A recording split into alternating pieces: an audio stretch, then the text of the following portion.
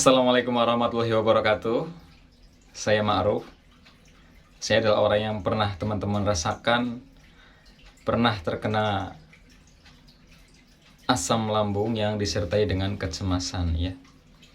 Mungkin untuk kali ini saya ingin sharing ke teman-teman bagaimana cara berpikir positif ya. Minta tolong videonya jangan di-skip dan minta tolong juga videonya di-share ke grup-grup WA ataupun Facebook yang kalian punya ya, agar teman-teman bisa terbantu selalu berpikir positif agar terhindar dari kecemasan atau terbebas dari kecemasan yang mengikat pada diri kita ya teman-teman ya. Insya Allah kalau subscriber saya sudah mencapai 10.000, akan saya bagikan madu mentah albat ukuran 600 gram ya, ukuran 600 gram serta bonusnya garam Himalaya buat terapi asam lambung ya. Tentunya nanti orang-orang yang terpilih adalah orang-orang yang sering komentar di kolom komentar YouTube saya ya, karena saya senang kalau teman-teman banyak komentar. Saya jadi tahu teman-teman itu keluhannya sekarang apa, fasenya tinggal apa ya teman-teman. Jadi silahkan banyakin komentar. Siapa tahu teman-teman nanti ketika jumlah subscriber saya sudah mencapai 10.000, teman-teman terpilih ya, terpilih untuk mendapatkan madu mentah albat ya. Untuk kuotanya insya Allah sesuai kemampuan saya kuotanya ya, jadi mungkin terbatas ya teman-teman ya, mohon maaf ya. Baik teman-teman, bagaimana sih cara berpikir positif? Karena kita selalu berpikirnya negatif terus ya, pikiran itu sakit terus ya, pikiran itu takut terus, banyak ketakutan yang kita alami ya, karena banyak sekali sensasi yang muncul bahkan bertubi-tubi ya di dalam tubuh kita ya. Karena terlalu sering itulah sampai sekarang mungkin kita teringat dan kita ketakutan, takut sensasi itu muncul kembali. Padahal sensasi itu sudah tidak muncul, tapi kita masih merasakan takut. Saya pun dulu demikian teman-teman, gak langsung berhilang semuanya, bertahap ya teman-teman ya, bertahap.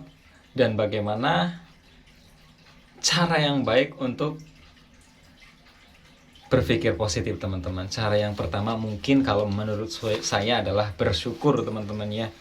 Kita itu harus bersyukur kita masih bisa makan, bersyukur kita masih bisa napas, bersyukur kita masih punya keluarga ya. Mungkin di luaran sana masih ada orang yang berbaring untuk saat ini, berbaring di rumah sakit teman-teman, masih berjuang melawan sakit yang mereka rasakan ya. Sakit kita itu adalah sakit yang biasa teman-teman. Kenapa saya bilang biasa? Karena semua orang punya asam lambung. Bedanya teman-teman adalah asam lambung disertai dengan kecemasan. Bedanya hanya di kecemasan saja, hanya kecemasan, bukan penyakit yang berat. Dan penyakit yang biasa buktinya ada yang nyampe 10 tahun, ada yang nyampe 12 tahun ya. Semoga teman-teman gak sampai lama seperti itu, karena teman-teman sudah tahu ilmunya.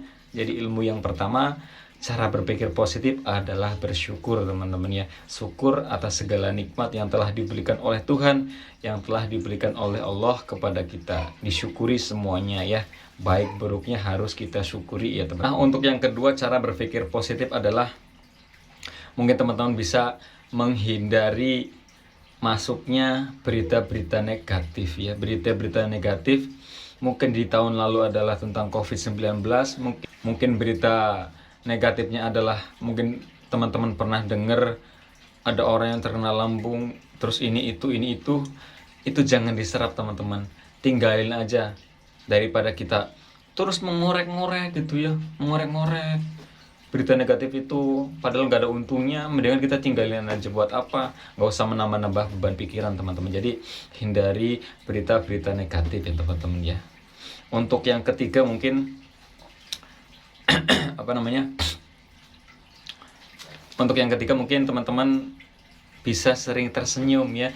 Sering tersenyum bukan berarti kita senyum sendiri gitu ya, bukannya, tapi ciptakanlah perasaan senang teman-teman. Mungkin melakukan sesuatu dengan hati yang senang, hati yang ikhlas gitu ya. tidak terbebani, salah satunya mungkin pekerjaan kita, usahakan kita senyum gitu ya, ikhlas, kita bekerja dengan ikhlas gitu ya, selalu tersenyum, menciptakan suasana yang senang ya.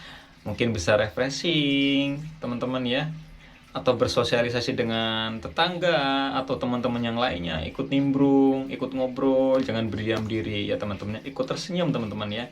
Mungkin dulu pernah kenikmatan tersenyum itu, mungkin sekarang juga teman-teman masih merasakan ya,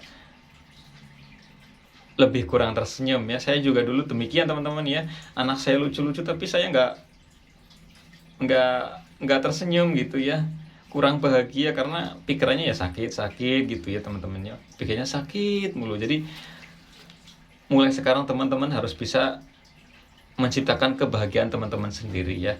Silahkan teman-teman pasti tahu lah apa yang teman-teman bahagia. Misalkan saya bahagia kalau banyak uang, ya silakan cari uang sebanyak-banyaknya. Saya bahagia kalau punya istri yang cantik, silahkan cari istri yang cantik gitu ya. Coba ciptakan kebahagiaan teman-teman sendiri agar teman-teman bisa selalu tersenyum. Yang keempat adalah mungkin optimis teman-teman ya. Optimis ini penting banget teman-teman. Harus semangat itu penting banget teman-teman.